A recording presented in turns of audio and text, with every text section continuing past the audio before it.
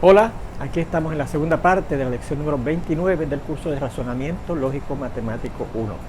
Vamos a comenzar este tópico, ¿verdad? Que va a ser de hecho el último tópico dentro del tema del conjunto de los números reales, que se titula La aparición de los números irracionales. Usted dirá, bueno, pero si ya nosotros vimos la aparición de los números irracionales, ¿verdad?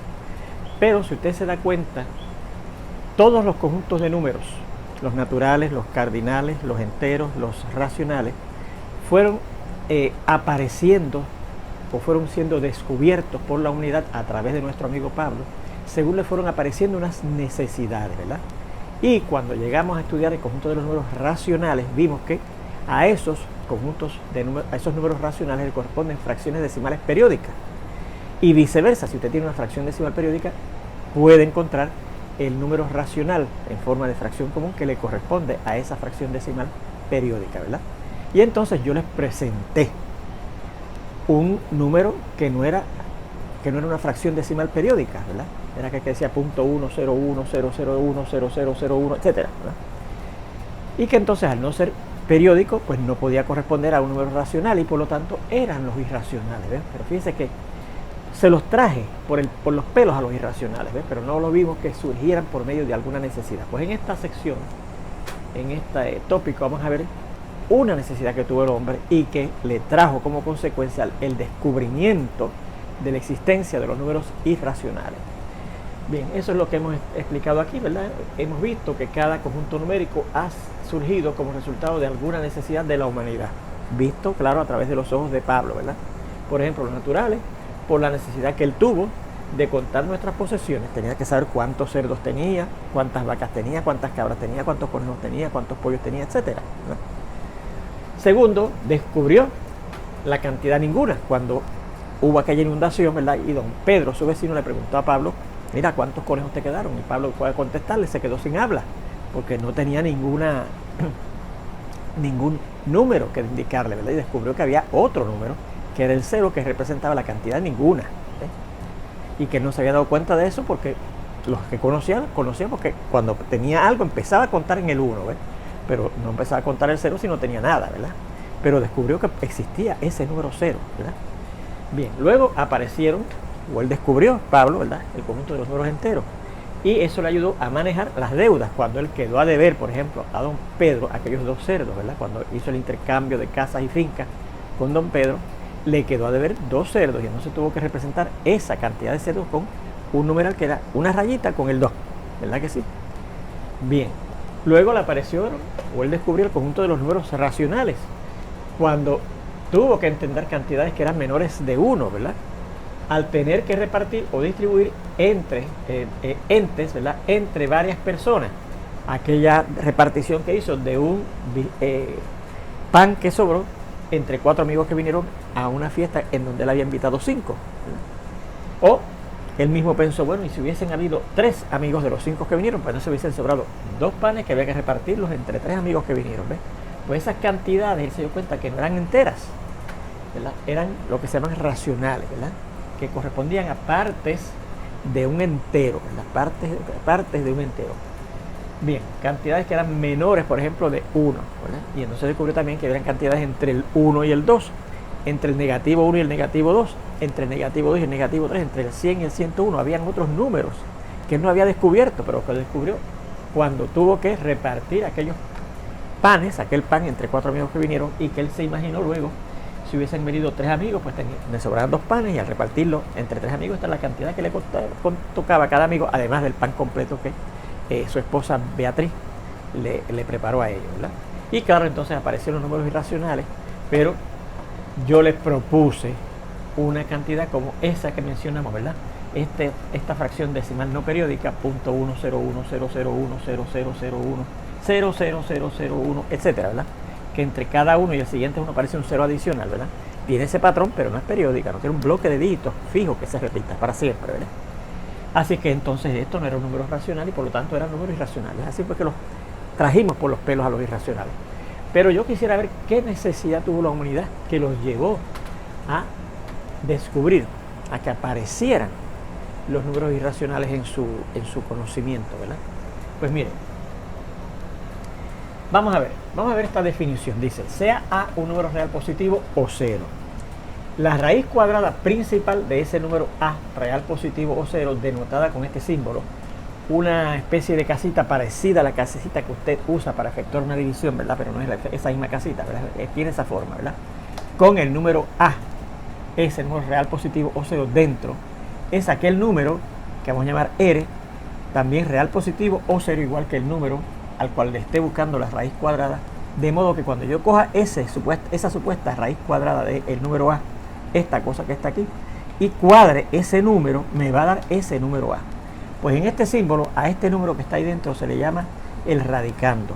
Y este signo, en donde yo pongo dentro de él al número que va a ser el radicando y al cual le vamos a estar buscando la raíz cuadrada, que es ese número R, que cuando yo lo cuadre me da ese número que está ahí dentro, se le llama un radical. Este signo es un radical. Por ejemplo, fíjese,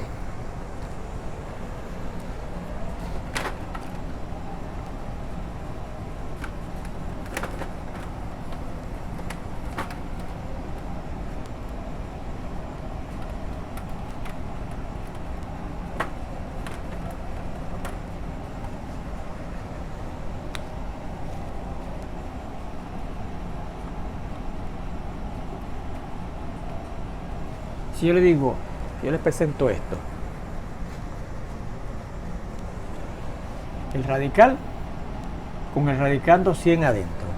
Ese número 100 es ese número real positivo A, de que me habla la definición al inicio, ¿verdad? Un número real positivo o cero. Pues me están pidiendo la raíz cuadrada del número 100. ¿Y qué será eso? Pues eso será un número R, como dice la definición, que va a ser también real positivo o cero, de modo que ese número R, cuando yo lo cuadre, me tiene que dar el número al cual le estoy buscando la raíz cuadrada, que es al 100, ¿verdad? Y usted dirá, ¿cuál es el número que cuando yo lo cuadro, o sea, cuál es el número que cuando yo lo multiplico por él mismo, dos veces, ¿verdad? R por R, sería al cuadrado, me da 100. Bueno, pues si usted piensa un ratito, ¿verdad? Del conocimiento que usted tiene, verá que R es 10, ¿verdad que sí? Y esa será la raíz cuadrada de 100. Porque ese es el número que cuando yo le hago al cuadrado, que sería 10 por 10, me da el 100. ¿Se fija? Así que la raíz cuadrada de 100 es 10. Fíjense en este otro, que hice la raíz cuadrada de 36. Pues aquí tenemos el radical y el 36 es el radicando y es el número al cual le estoy buscando la raíz cuadrada. Pues según la definición va a ser un número real positivo o cero, ¿verdad?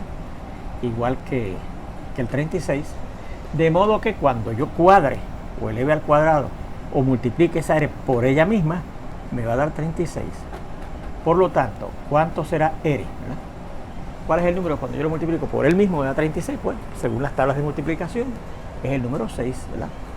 Porque 6 al cuadrado, que quiere decir 6 por 6, me da el 36. ¿Se fijan? Fíjense en este otro. ¿Cuál será la raíz cuadrada de 144?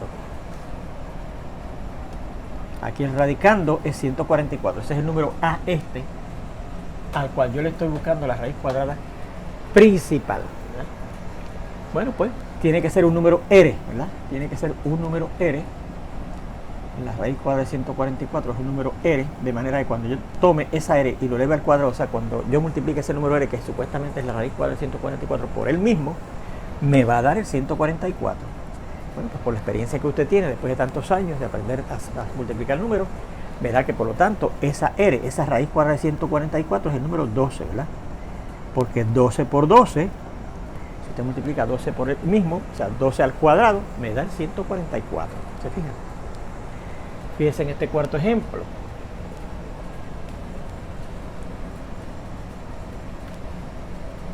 ¿Qué dice?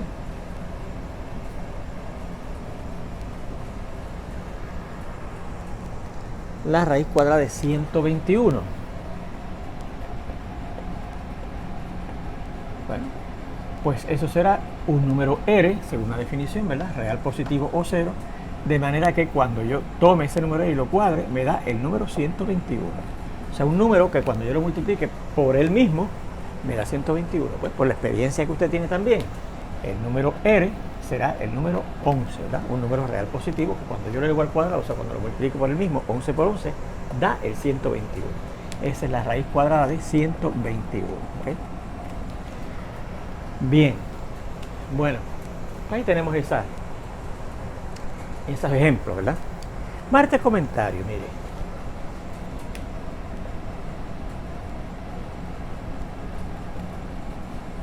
Y se considere el número negativo 10, ¿okay? El negativo de 10.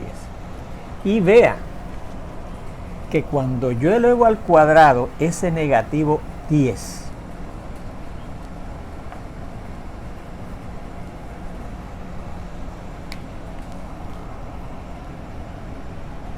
que cuando yo tomo ese número negativo 10 y lo elevo al cuadrado, que quiere decir negativo 10 por el mismo dos veces, ¿verdad? Bueno, ya vimos aquí un teorema que decía cuando usted multiplicaba dos negativos daba un número positivo, ¿verdad? Y multiplicamos 10 por 10, que es 100. ¿Okay? O sea que negativo 10 cuando yo lo cuadro da 100. Fantástico, ¿verdad? Pero fíjese, eso no es lo que yo estaba buscando aquí. Un número 10 que cuando yo lo cuadre me dé 100.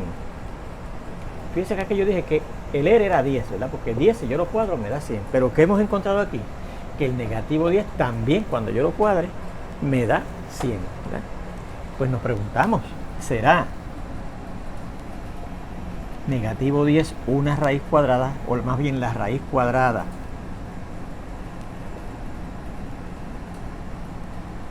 principal, que fue la que definimos aquí, ¿verdad? De 100 y no 10. ¿Sí? Esa es la pregunta. Yo dije la raíz cuadrada de 100 me va a dar 10. ¿Por qué? Porque 10 al cuadrado, que quiere decir 10 por 10 me da 100. Pero ¿qué pasa? Que si yo tomo el número negativo 10, si yo elevo el negativo 10 al cuadrado, que quiere decir negativo 10 por negativo 10, también me da 100. ¿Sí? Así que ¿por qué la raíz cuadrada principal de 100 no es negativo 10? En vez de 10, como dije allí, ¿verdad? En vez de 10. Bueno, pues la razón es que la definición dice que es un número real positivo o cero. Y aquí tengo que el negativo 10 no es un número real positivo, es un número real negativo, ¿verdad que sí? La respuesta es no. Pues la definición dice que la raíz cuadrada principal de 100 tiene que ser positiva. Por lo tanto, la raíz cuadrada de 100 es 10. La raíz cuadrada de 100 no es negativo 10. Ahora, fíjense que entonces hay como ahí cierta, vamos a decir, cierta injusticia como el número negativo 10, porque también cuando yo tomo ese número negativo 10 y lo cuadro me da el número 100, el que estaba aquí dentro del radical, ¿verdad? Pues decimos entonces que ese negativo 10 sí va a ser una raíz cuadrada también, pero no es la raíz cuadrada ¿qué? Principal. Decimos entonces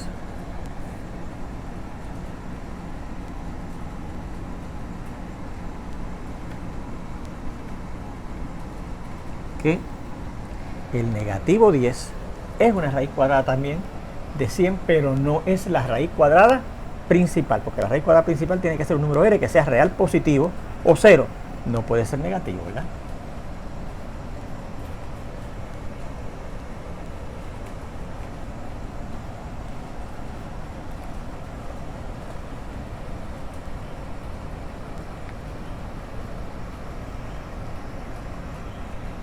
Negativo 10 es una raíz cuadrada de 100, pero no es la raíz cuadrada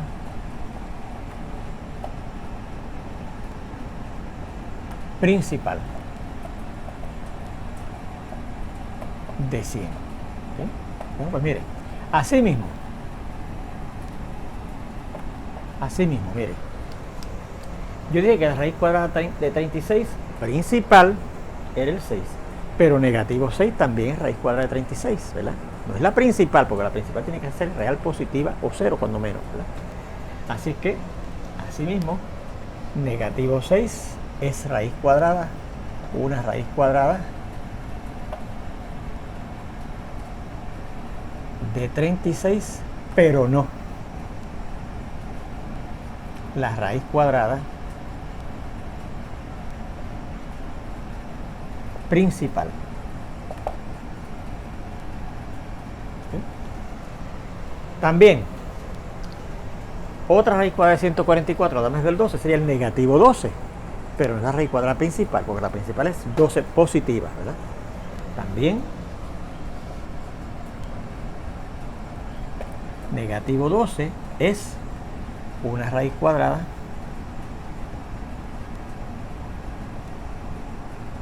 de 144, ¿no? Pero no la principal.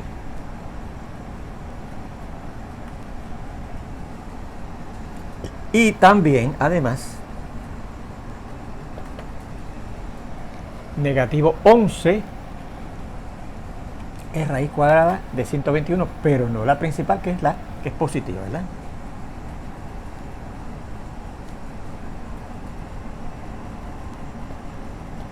Pero no es la principal. Resumiendo, cada número real, positivo o cero,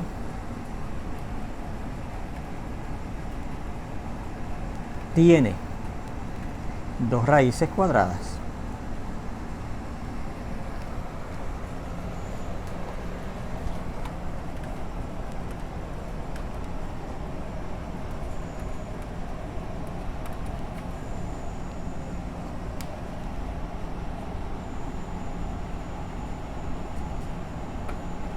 La positiva, una positiva, vamos a decir, una positiva, que es la principal,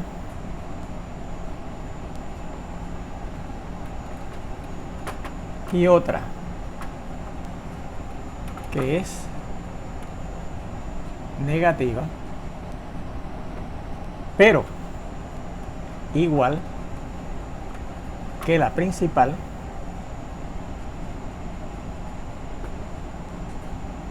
en valor absoluto. ¿Y qué quiero decir con eso? Mire, ¿cuáles serán entonces las dos raíces cuadradas de 100? 10, que es la positiva, y por lo tanto la principal, y negativo 10. ¿Ok? Y entonces fíjense que ambas, el 10 y el negativo 10, si usted le busca el valor absoluto, da el mismo valor absoluto, que es 10, ¿verdad que sí? Bien. Luego, si quiero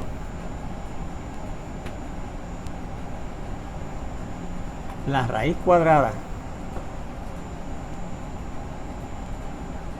principal de un número real positivo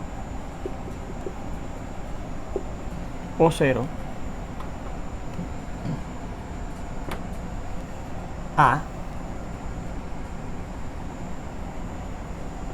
escribiremos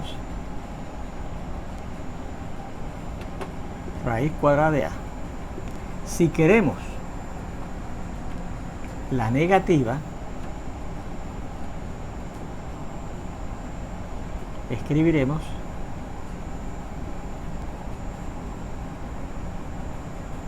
el negativo de la raíz cuadrada de A. Y si queremos ambas, la principal, que es positiva, y la negativa, escribiremos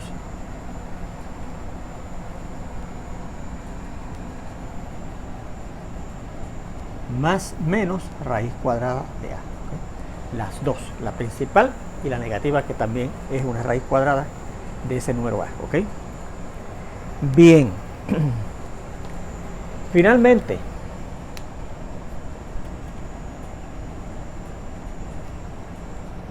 vea que raíz cuadrada de negativo 4 no está definida, ¿verdad que no?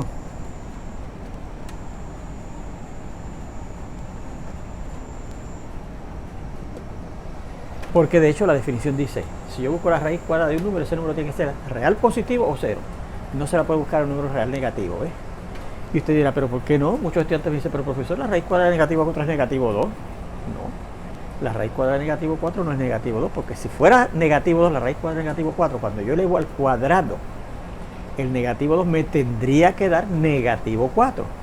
Pero si yo elevo al cuadrado negativo 2, eso quiere decir negativo 2 por el mismo, por negativo 2, y al multiplicar los negativos a positivo, 2 por 2, 4. No me sale el menos 4, ¿ves? Ya que para ningún número real R, así que usted llama a la raíz cuadrada de negativo 4R, ¿verdad?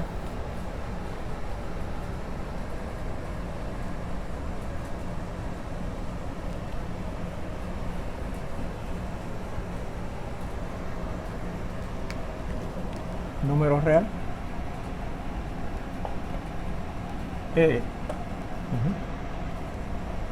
menor que 0 ocurre, número real R ocurre que ese número real R, cuando yo lo cuadre, me salga o me dé negativo 4. Ninguno. No puede ser negativo 2, que muchos estudiantes dicen, sí, pues negativo 2, no, porque negativo 2 al cuadrado, hay que decir negativo 2 por negativo 2 a positivo 4, me tendría que dar lo que dice ahí, negativo 4, según la definición de raíz cuadrada, ¿verdad? Si la raíz cuadrada es el número R, cuando yo cuadre esa R, me tiene que dar el número que está ahí dentro. Y fíjese que el número que está ahí dentro, si la R es negativo 2, es negativo 4, ¿verdad? Y entonces al cuadrar negativo 2 da positivo 4, me tendría que dar negativo 4. Bueno, y muchos estudiantes dicen, bueno, pues profesor, cogemos positivo y cogemos negativo, y al multiplicar uno por el otro, me da negativo 4. Sí, pero es que yo no puedo multiplicar, si yo pido el cuadrado de negativo 2, es negativo 2 por negativo 2, negativo 2 por positivo 2. Y si pido, ¿verdad? Si cojo el 2, y si cojo la raíz cuadrada de 4, y si digo que es 2, pues 2 por 2, ¿verdad? Da 4, y si es negativo o 1 positivo, no puede ser. No es nunca. Cuando yo cuadre uno positivo y uno negativo, eso no existe, ¿verdad? Porque si yo cuadro el negativo 2, es negativo 2 por negativo 2, negativo 2 por 2, ¿verdad? Y muchos estudiantes remedian y dicen, pues ¿cómo multiplico positivo por negativo? Me da el negativo 4, ¿no? Porque es que entonces, ¿cuál de las dos es la raíz? ¿La positiva o la negativa? Eso es lo que quiero decirles. Así que fíjense que no existe un número real R que cuando yo lo cuadre me dé el negativo 4. ¿Ves?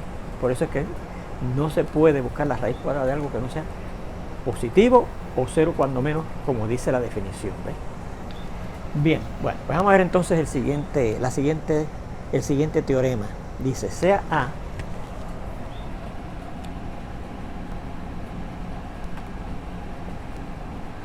un número real positivo o 0, ¿verdad? Entonces, si yo cuadro la raíz cuadrada de A, eso me da el número A. Eso es casi obvio, pero mire la prueba, ¿okay? Bueno, como la A es un número real positivo 0, por hipótesis, ¿verdad? La A es un número real positivo o 0, la raíz cuadrada de A está definida, ¿verdad? Yo puedo buscar la raíz cuadrada de A. Porque acabamos de ver que a un número que no sea real positivo o 0, como fuera este, ¿verdad? Que fuera un número real negativo, no le puedo buscar, no existe la raíz cuadrada exacta, ¿verdad? Ni real siquiera. Entonces, llame R a esa raíz cuadrada de A que está definida, ¿verdad? Luego, si yo cuadro la raíz cuadrada de A, ¿verdad? Eso sería, ¿verdad? Vamos a decir aquí primero, si R es la raíz cuadrada de A, ¿qué quiere decir eso? Por la definición de raíz cuadrada principal,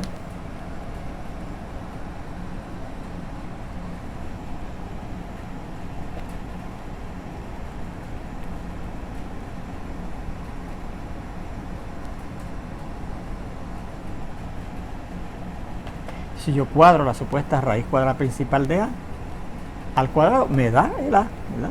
Eso es lo que quiere decir la definición, ¿verdad? Si es la raíz cuadrada, cuando yo cuadre este número, me va a dar ese número que está ahí dentro, ¿verdad? Entonces, por sustitución,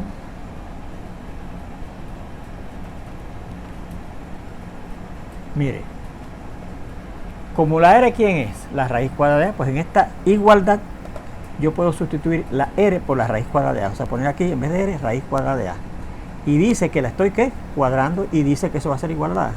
¿Y qué obtuve? Lo que dice el teorema, que el cuadrado de la raíz cuadrada de A da el número A, ¿ok? Bien.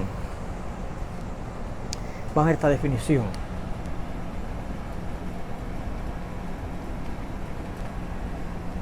Dice, un número par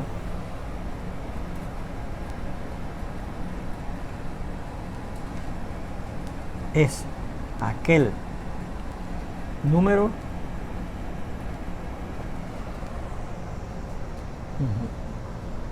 que tiene entero,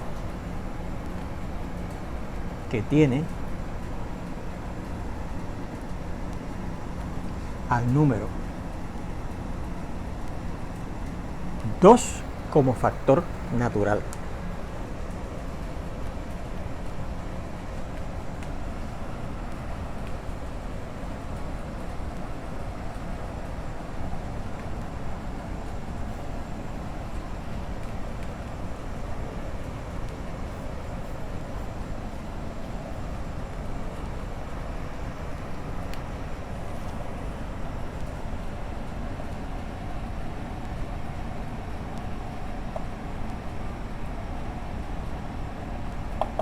Como factor natural.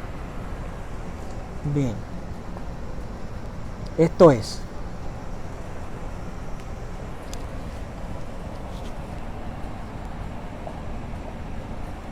se puede escribir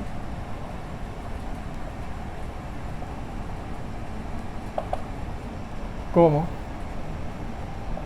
2 multiplicado por n, donde la n es un número entero, ¿ok?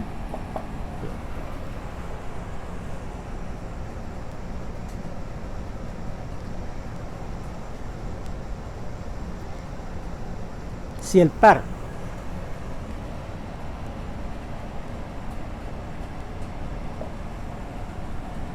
es no negativo, se puede escribir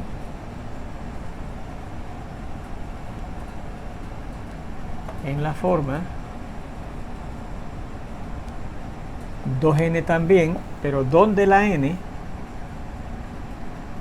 es un número cardinal, ¿verdad? Y si el número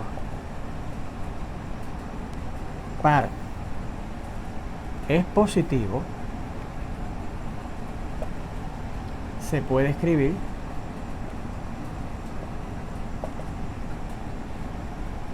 en la forma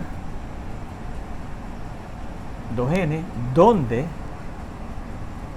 este factor n es un número natural, ya que son números positivos, ¿ok? Bien, un número impar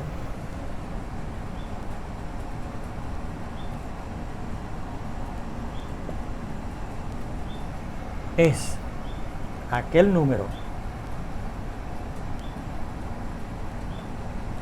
entero, aquel número entero que se puede escribir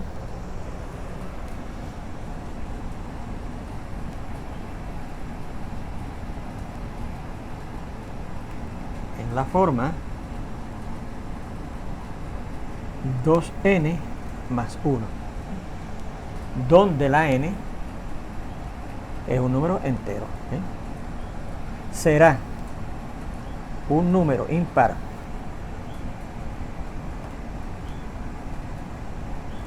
negativo si lo podemos escribir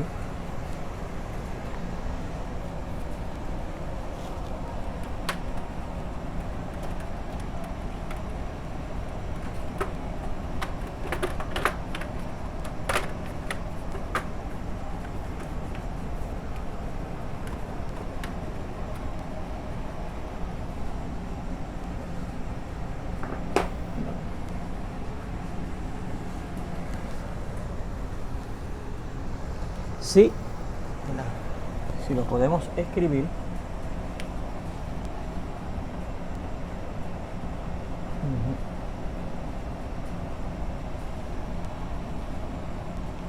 perdón, positivo, ¿no? Positivo.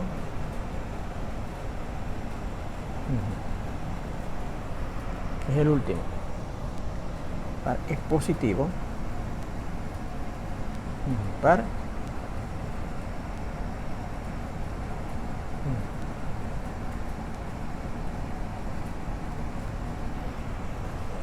Vamos a ver aquí también. Es no negativo, igual que en el anterior, ¿verdad? Es no negativo.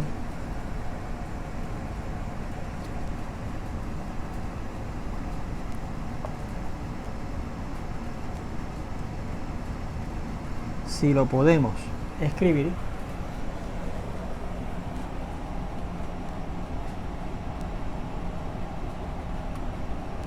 en la forma también 2n más 1, donde la n entonces es un número cardinal, ¿ok? Finalmente será un número impar positivo si lo podemos escribir en la forma 2n más 1, donde ahora la n va a ser un número natural. ¿Okay? Bien, fíjense que todos los números pares es de la forma 2n y todos los números impares se escriben en la forma 2n más 1. ¿Okay? Bien, por ejemplo, mire,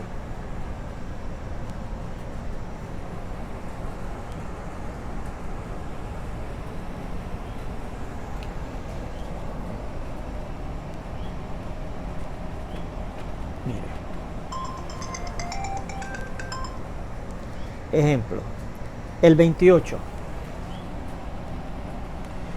¿es un número par o es impar? Pues yo diría que es par, porque yo puedo escribir en la forma 2 veces el número 14, ¿verdad? 2 veces un número entero. De hecho, en particular, como el 14 también es natural, fíjense que es un número par positivo, ¿verdad que sí? Así que el número par en particular es positivo, ¿verdad? Fíjense este otro. Dice el negativo 34. Entonces fíjense que lo puedo escribir como 2 por negativo 17, ¿verdad? 2 por negativo 17 es negativo 34, ¿eh? O sea que sería un par negativo, ¿verdad? O sea que fíjense que los números que son pares, ¿verdad? Pares, se tienen que escribir en la forma 2 por algo, 2 por un número entero, 2 por un número entero, ¿verdad? Pero en particular, si este entero es un natural, pues es un número par positivo. Si este número entero es negativo, pues es un número par negativo, ¿ves? Fíjense este otro. El número 15. ¿Lo puedo escribir yo como 2 por algo que es entero? No hay forma de escribirlo, ¿verdad? Pero fíjense que yo lo puedo escribir, por ejemplo, de la forma 2 por 7, y a eso le sumo 1, ¿verdad? O sea que fíjense que entonces lo puedo escribir con la forma 2n más 1, como son los que se escriben en la forma de los números impares, ¿verdad? 2n más 1, 2 por algo más 1, donde ese algo es un número entero. Y fíjense que en particular es un número entero positivo, ¿verdad? Impar positivo, ¿verdad?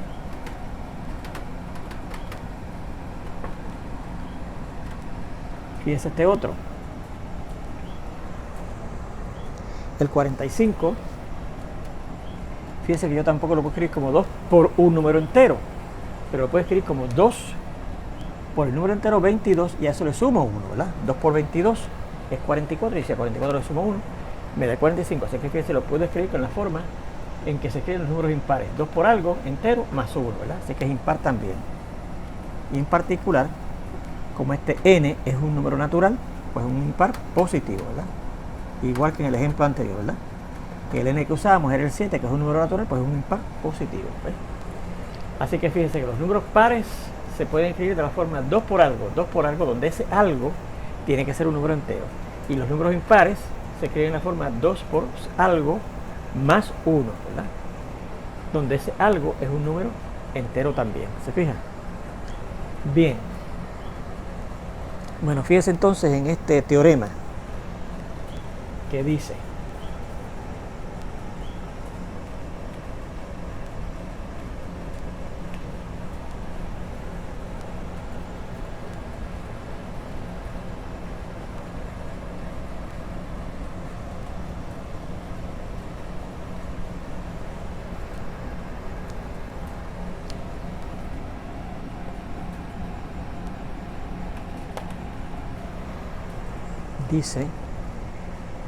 el cuadrado de cualquier número impar es otro número impar, ¿ok?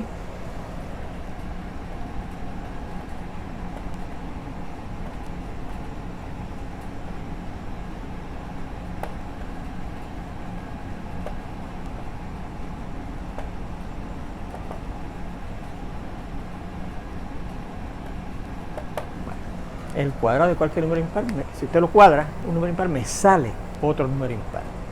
Vamos a ver la demostración, ¿verdad? Bueno, considere el número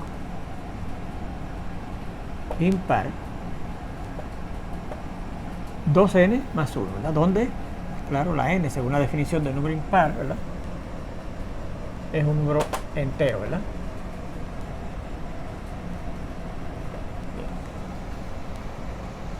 Tenemos ese número impar y yo quiero ver que su cuadrado es otro número impar. Pues entonces,